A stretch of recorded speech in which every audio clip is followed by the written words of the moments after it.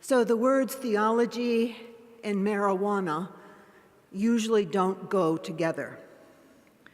Theology is a big, fat word, a word many of us like to ignore because it's just so thuddingly imperial and large. Theology is a dress-up word. It wears a suit and a tie and shiny shoes, or it at least has on pearls. Augustine of Hippo is said to have coined the word theology, theologos, and by it he meant the theology and discourse of the deity. And who wants to do that? Talking about the deity enters one immediately into the world of the unknown and the unknowable. Thomas Paine, the great American pamphleteer, said that he hated the word theology because it presumed to be talking about God, and since there is no God, it is therefore talking about nothing. So theology is the discourse about nothing. So there are lots of people in this room who have gone to seminary. Just show me how many of you have done it. Oh my God. And so you know what it means to have scrawled across one of your papers, this paper has absolutely no theology, by which you never know what the professor really means, but you know it's not a good sign. So welcome to Judson Memorial Church, where we have no coherent concept of the deity. Instead, we enjoy here a blend of Thomas Paine's pamphleteering, backlit by Augustinian theology, interpreted by 21st century Baptists, Congregationalists, assorted Jews, atheists, agnostics, and the occasional Buddhist. Unitarians are also welcome, although they don't like to talk about God at all. Spiritual, we say, we are, but we're not religious, oblivious to the fact that that cliche describes 80% of the American population right now. We are spiritual, but not religious. And cliches like that are rarely compelling because they just get bigger and bigger. They commit the sin that Thomas Paine thought Augustine had done. Instead, theology is just a kind of umbrella that gets bigger and bigger and keeps us out of the rain. Marijuana, of course, is a very different kind of word. It has association after association after association, and a lot of people like to talk about marijuana. It's a titillating word. It calls up the naughty and the illegal, known as Mary Jane or herb, weed, or grass. Marijuana wears blue jeans, carries a guitar, and is rarely considered Augustinian. Today, I want to link the notion of high with the notion of mighty.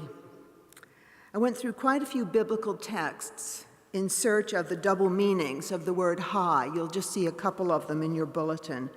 God, of course, is understood as high and above. Getting stoned is also considered as high and above.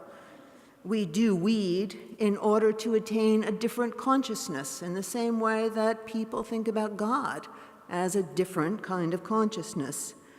We do weed in order to attain what the Beatles referred to as going cosmic, or Rebecca Solnit, the great nature writer, describes as dreaming in the wilderness of the mind, the place where you can't be harnessed for production, so out of it are you. Or in her words, you live a second life while still having your feet firmly planted on the ground, but your consciousness is somewhere else, free associating. Marquez would call it magical realism, right? He doesn't care what really happened with that telephone call. What he cares about is how to make a good story out of it as though it did happen. Magical realism. The biblical texts, of course, I just assumed would provide us a great warrant for smoking weed. And they did just the opposite. In fact, if you look at the texts about high and low, you realize that the texts have a distinct bias for the low and not the high. All that is above will be brought low, and all that is low will be brought up. They are in favor of some people being brought up or becoming high, but they are anti-mighty. They argue that what is low and oppressed will become high and powerful, but not necessarily high and mighty. So my first touch at a theology of marijuana is to say that it is not coherent and would never pass even an introductory seminary course. I do think, though, that Spirit says something religious about getting high. Big difference. Spirit says something religious about getting high in the same way that Spirit says something about everything, no matter how small the subject is. So here it is. The war on drugs has been an abysmal $3 trillion failure. Didn't stop drugs, and it filled up the prisons. It has a scripturally abhorrent racism. It's hard to imagine anything more racist than the war on drugs, which imprisons certain kinds of people and doesn't attend to other kinds of people who may or may not be doing the exact same thing. It's been a form of spiritual hypocrisy while people are drinking their martinis and looking down on people who do drugs as though one way of getting high was morally superior to the other. It has taken the worst part of our theologies and made them worser. Yes, worser is the only word you can use for it. You got to go wrong here. Because our theologies say that we are to exalt the humble. And what the drug laws have done is to imprison and incarcerate the humble. Shame and blame for being happy is what happens before people go into jail. These people who do drugs are bad people. They're not like people who drink martinis, who are good people. These people who do drugs are bad people. They have no self-control. They are morally inferior. Plus, people who don't do drugs are therefore morally superior, right? Moral superiority, what Jesus refers to as self-righteousness, is the one sin that he fears he can't forgive. Can do anything for you, murder, drugs, addiction. But if you are going to be self-righteous about things, things aren't going to go well for you. Even Jesus doesn't know what to do with people who think they are morally superior.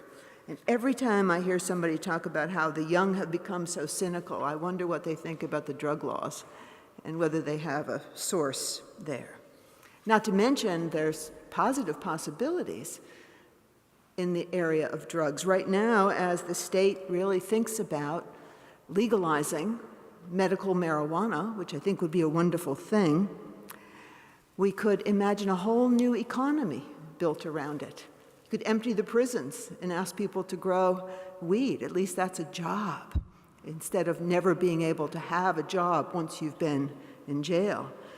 You could seriously develop a new economy before Jim Beam and Marlboro get to it, which is what's going to happen. Or if these things are too preposterous, instead we could teach people who are in assisted living or nursing homes how to grow marijuana. Imagine freedom from high drug prices.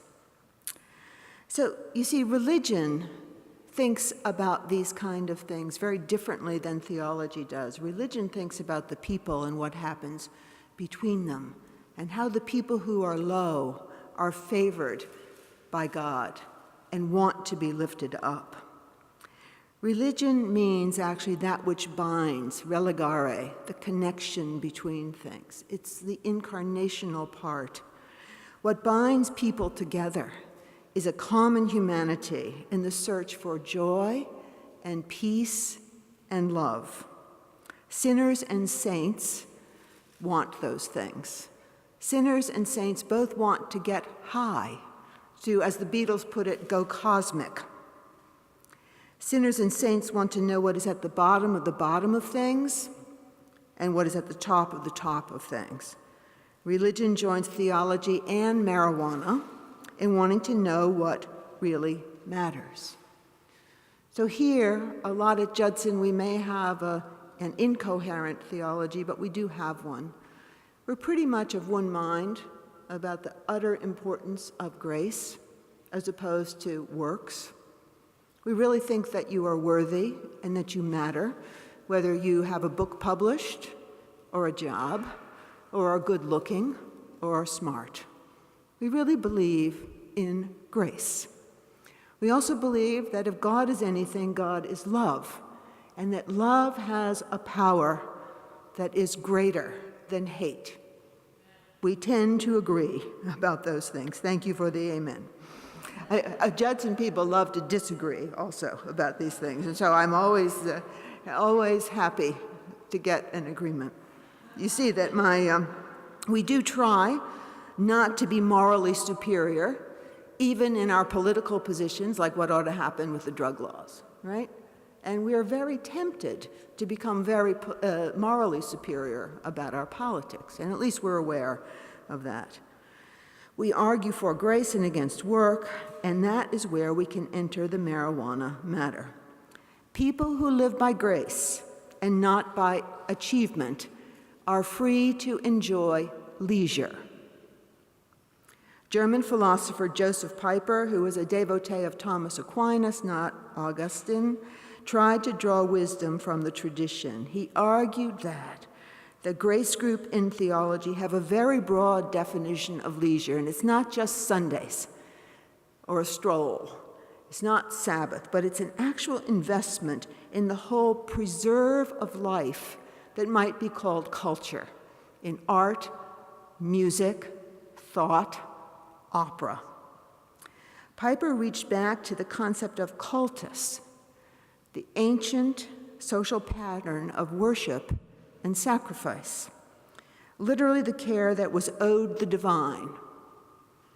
Culture depends for its very existence, therefore, on leisure, and leisure in its turn is not possible unless it has a durable and direct link with the culture as divine worship. Here there is a vision of existence well beyond the merely utilitarian or even the really comprehensible. It's a goal, for example, that classical music pursues and achieves. Any society where buying and selling, getting and having, ignore the spiritual foundation of life is not worshiping. Might I argue, in this larger sense of leisure, as spiritual leisure and cultural leisure, that smoking pot for many people is a form of worship? That people are getting high in the way churches try to get you high and above something. In the very incompatibility that marijuana has with work and achievement, and in the very compatibility it has with spiritual leisure, there is power. The power of experience to reignite the soul, and the possibility of an existence beyond self-justification or works righteousness. Being high can move you to a place outside enough of yourself to find grace.